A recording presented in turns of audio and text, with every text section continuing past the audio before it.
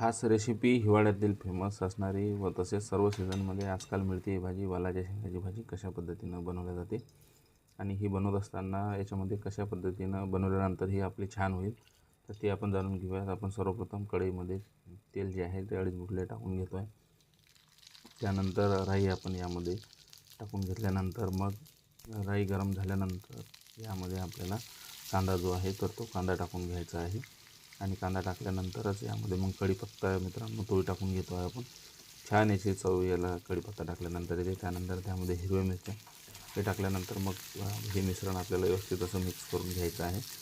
आणि आपल्याला एक विनंती आहे की चॅनलवर नवीन असाल तर चॅनलला आपल्या सबस्क्राईब करायला विसरू नका. त्यानंतर बारीक केलेला टमाटर होता आपला तो एक आपल्याला टाकून घ्यायचा आहे. तो टमाटर टाकल्यानंतर पुन्हा त्याला आपल्याला व्यवस्थित असं मिक्स करून घ्यायचं आहे आणि यामध्ये हळद आणि तिखट आपल्याला आता टाकून घ्यायचं आहे.